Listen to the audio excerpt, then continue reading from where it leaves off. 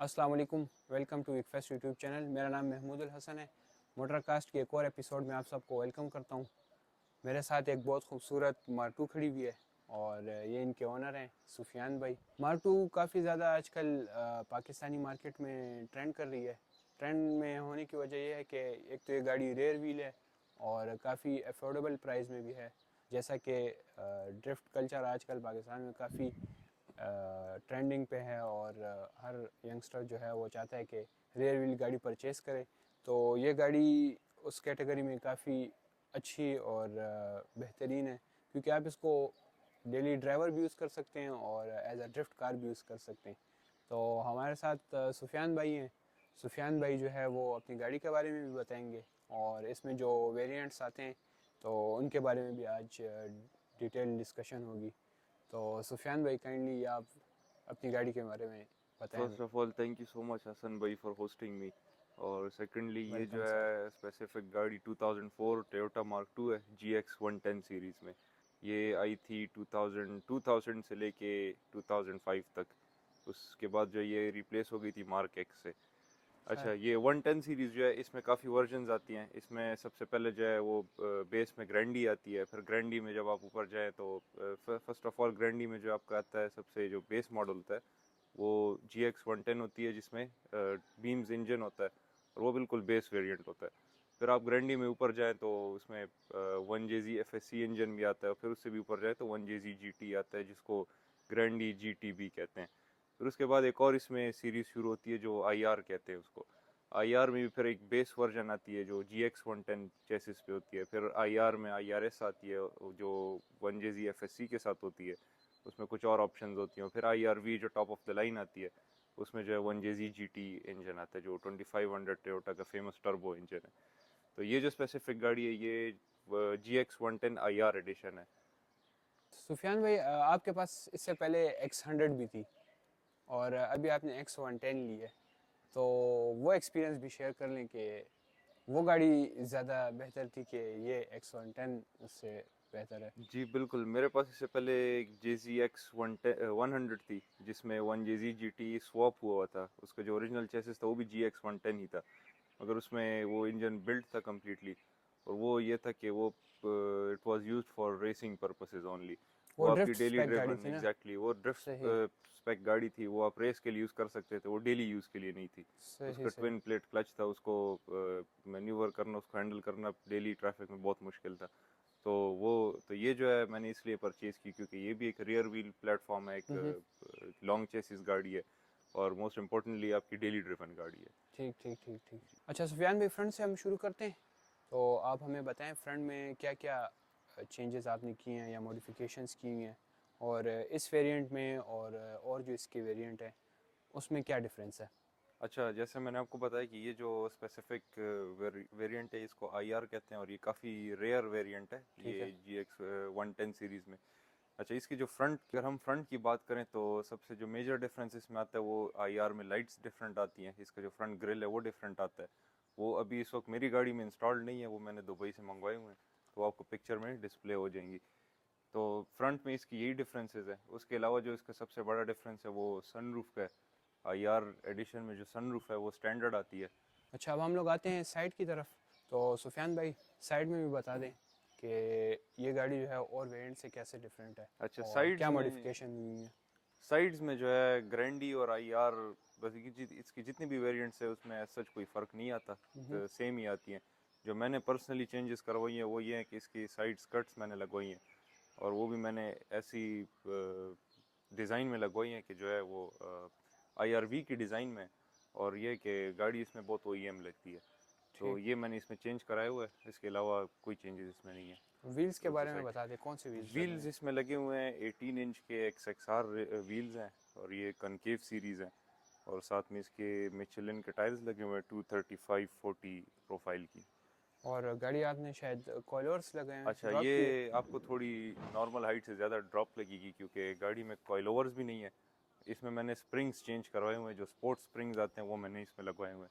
क्योंकि उसमें ये होता है कॉइल में आपकी राइड बहुत ज़्यादा स्टिफ हो जाती है, तो मैंने इसको एज सॉफ्ट एज पॉसिबल रखने की कोशिश की है with maintaining the lowest look. तो अच्छा, इसमें गाड़ी मेरी सॉफ्ट भी रहती है, ड्राइवेबल भी होती है डेली और ड्रिवन। कहीं जी एग्जैक्टली और स्टिफ भी नहीं रहती। ठीक तो वो ठीक। है कि मैंने इसके स्प्रिंग्स चेंज करवाए हैं। बैक साइड से भी बता दें क्या क्या डिफरेंस है और क्या मॉडिफिकेशंस हुई हैं। अच्छा, coming towards the back side, सबसे बड़ी डिफरेंस जो आपको आईआर और ग्रैंडी में नज़र आएगा वो ये है कि इसमें वाइपर आता है सही है। रियर विंड स्क्रीन पे। और इसके अलावा जो इसकी जो लाइट्स हैं, इसमें एक ऐसा डिफरेंस है आईआर और ग्रैंडी एडिशन में कि जो बहुत कम लोगों को पता है। इसकी जो बैक लाइट्स हैं उसका जो ये लोअर पोर्शन है, जो जहाँ पे इंडिकेटर और रिवर्स लाइट होता है, वो बिल्कुल इसका वाइट कलर का होता है। लेकिन जो ग्रैंडी एडिशन आता है उसमें ये चीज़, ये जगह जो है वो ग्रीनिश ब्लूइश सी टिंट होती है उसमें। तो बिल्कुल दैट इज़ अ बिल्कुल। डेड गिव अवे कि गाड़ी आईआर है या ग्रैंडी है। उसके अलावा मैंने आपको वाइपर का भी बता दिया। अच्छा, जो मैंने मॉडिफिकेशन करी है that is only the side side canards. Canards आप इसको कह सकते हैं बिकॉज वो एक पूरी किट नहीं है, हाफ किट मैंने इसको लगाई हुई है साइड से। तो सुफियान भाई इंटीरियर में भी बता दें क्योंकि ये गाड़ी जो है वो ज़रा स्पेशल है तो डिफ्रेंशिएट कर दें। अच्छा, जो आईआर ग्रैंडी जो इनका बिगेस्ट डिफरेंस है वो इंटीरियर पे होता है। दैट इज़ बिकॉज जो ग्रैंडी है उसकी जितने भी वेरिएंट्स हैं उनका इंटीरियर जो है वो बेज कलर में आता है। जो आईआर है उसका इंटीरियर कम्प्लीटली ब्लैक होता है एक्सेप्ट द रूफ। सीट्स इसकी ब्लैक होती हैं, ये डैशबोर्ड के जो लोअर पोर्शन है वो ब्लैक होता है, जो इसके डोर कार्ड्स हैं वो भी ब्लैक होती हैं। और इसमें जो ये वुडन ट्रिम आता है ये समवट रेड कलर का होता है। इसको अगर आप जूम करवा सकें तो ये इसमें डिफरेंट होता है। इसके अलावा आपकी इंटीरियर में जो हैंड ब्रेक है, जो और एडिशन आती हैं उसमें ये फुट ब्रेक आता है। जो आईआर एडिशन है उसमें हैंड ब्रेक जो है वो ऊपर आता है कंसोल में। फिर उसके अलावा जो डिफरेंसेस हैं दैट इज़ वो स्मॉल डिफरेंसेस हैं, वो किसी को इतना फील भी नहीं होता। वंस अगेन मैं आपको कहूँ कि जब तक बंदा इंथुजियास्ट ना हो उसको पता नहीं चलता। सबसे पहले इसमें जो मीटर है इसका, उसमें लाइट्स जो हैं वो बहुत डिफरेंट कलर की होती हैं। जो ग्रैंडी हैं उनमें वाइट एलईडीज़ लगी होती हैं और इसमें जो है ये ग्रीनिश टाइप एलईडीज़ लगती हैं। जो इसका सेंटर कंसोल है उसमें जो लाइट्स हैं वो, जो बटन्स में लाइट्स आती हैं वो रेड कलर की होती हैं। जो इसका गियर लीवर है उसमें भी रेड कलर की लाइट्स लगी होती हैं। लोग इसमें कौन सा इंटीरियर पसंद करते हैं, ब्लैक कलर वाला के बेज? ये तो देखिए पर्सनल प्रेफरेंस पे होता है। अगर आप मेरी बात करें तो आई आई लाइक ब्लैक इंटीरियर। अच्छा और खैर उसकी डिसएडवांटेजेस भी हैं। जब आपकी गर्मी में गर्मी ब्लैक होती है इंटीरियर जो होता है एग्जैक्टली वो उसमें वो काफ़ी ज़्यादा हीट रिटेन करती है जो ब्लैक इंटीरियर होती है। बट एस्थेटिकली काफ़ी प्लीजिंग है टुवर्ड्स द आईज। लेकिन वंस अगेन हर बंदे की अपनी प्रेफरेंस होती है कि वो कौन सी इंटीरियर की तरफ जाता है। इंजन बे साइड पे आते हैं तो इंजन के बारे में बताएं। ये इसमें 1G लगा हुआ है आई गेस, 1G बीम्स। ये 1G बीम्स है, 2000 सीसी 6 सिलेंडर इंजन है VVTi। ये इंजन तो काफ़ी अंडर पावर फील होता होगा, क्या कहते हैं इस बारे में? ये बिल्कुल इट इज़ ट्रू। ये इस चेसिस पे जो 2000 सीसी है ये बहुत अंडर पावर्ड है। अगर आप देख सके तो इंजन ने जगह भी काफ़ी कम ली हुई है गाड़ी में। हाँ जी। इसमें जो 2.5 आती है 1JZ 1G FSC, वो जो है अगर आप एक बैलेंस देखें पावर टू वेट रेशियो में तो वो एक बिल्कुल इसके लिए परफेक्ट इंजन है। बिकॉज डेली ड्रिवन भी है और फ्यूल एवरेज भी उसकी अच्छी है और पावर भी काफ़ी अच्छी है। फ्यूल एवरेज की आपने बात की तो इसकी क्या फ्यूल एवरेज आती है ये लोकल में? बीम्स 2000 आपको लोकल में तकरीबन विद एसी 7.5 की एवरेज देगी if you use it normally. सही है। और अगर आप लॉन्ग रूट पे इसको यूज़ करें तो अराउंड 13 तक की एवरेज आपको देती है। सही सही। और अगर इसमें 1JZ GT स्वैप कोई करना चाहे ना तो उसकी क्या कॉस्ट आएगी अच्छा, आजकल के टाइम के हिसाब से? इसमें अगर आप देखें तो अगर मैंने आपको बताया कि इसमें जगह बहुत ज़्यादा है इस गाड़ी में, इसके ये इंजन बे बिल्कुल में। खाली है ये वाला एरिया बिल्कुल। तो इसमें जो वो मोस्ट फीजिबल स्वैप जो लोग करते हैं, जिस तरह मेरी जो X100 है उसमें भी स्वैप हुआ था, वो 1JZ GT का है। अब वो डिपेंड करता है कि आप कितना उसको मॉडिफाई करते हैं। अगर बिल्कुल स्टॉक 1JZ GT आप स्टॉक, हाँ स्टॉक। करवाते हैं तो around with gear with wiring with everything आपको अराउंड 15 लाख का आपको खर्चा उसको करवाना पड़ता है। और फिर काफ़ी अगर आप, काफ़ी एक्सपेंसिव हो काफ़ी जाएगी गाड़ी। एक्सपेंसिव है, मगर ये है कि गाड़ी की वैल्यू, अगर वैल्यू टू मनी आप देखें तो वो भी जो है फिर उसके उस हिसाब से बढ़ जाती है। सही सही सही। और अगर आप फिर उसमें मॉडिफिकेशंस देखें उसकी फिर कॉस्ट चली जाती है। आप हॉर्स पावर पे डिपेंड करता है। अगर आप उसको 500 हॉर्स पावर प्लस बनाना चाहते हैं तो आपकी 30 से 40 लाख रुपए भी उस पर लग सकते हैं इंटरनल्स पे बिल्ड करने में। तो इसीलिए ये गाड़ी बहुत फेमस भी है, ये हम्म। 110 सीरीज़ जो है, इसको लोग मॉडिफाई करते हैं। ये बताएं कि अगर कोई ये गाड़ी परचेज़ करना चाहता हो, लेट्स से कि अगर वो एक स्टॉक गाड़ी हो और उस पर मतलब ख़र्चा करना हो, तो वो किस प्राइस ब्रैकेट में मिलेगी, और इस तरह की अगर रेडीली मॉडिफाइड गाड़ी हो वो किस प्राइस ब्रैकेट में मिलेगी?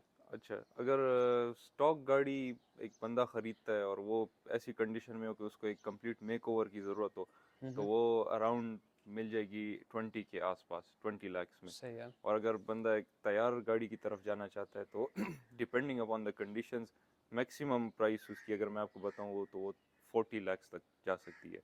तो around 20 to 40 depending on condition hmm. And options on the car. अच्छा, वन लास्ट क्वेश्चन, इसके स्पेयर पार्ट्स जो हैं वो बॉडी के पार्ट्स हो गए या इंजन के पार्ट्स हो गए, उसकी सोर्सिंग का क्या सीन है? मतलब लोकल मार्केट में मिल जाते हैं या अरेंज करवाने पड़ते हैं? अच्छा, दिस बीइंग अ टोयोटा, इसके जो सस्पेंशन पार्ट्स हैं, इंजन पार्ट्स हैं, तो ये जो है almost all parts are readily available. अगर आप शुबा बाज़ार जाए या anywhere in all over Pakistan इसकी पार्ट्स अवेलेबल हैं।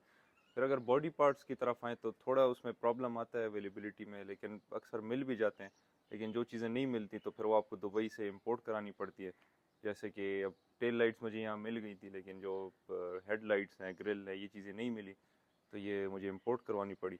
तो आई गेस आपको दो दो हफ्ते मैक्सिमम वेट करना पड़ता है फिर। सही सही सही।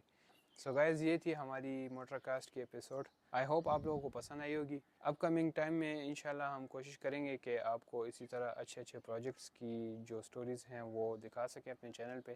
तो हमारे चैनल को सब्सक्राइब कर लें, और इंशाल्लाह मिलेंगे फिर आपसे नेक्स्ट मोटरकास्ट के एपिसोड में। तब तक के लिए अपना ख्याल रखें। अल्लाह हाफिज़।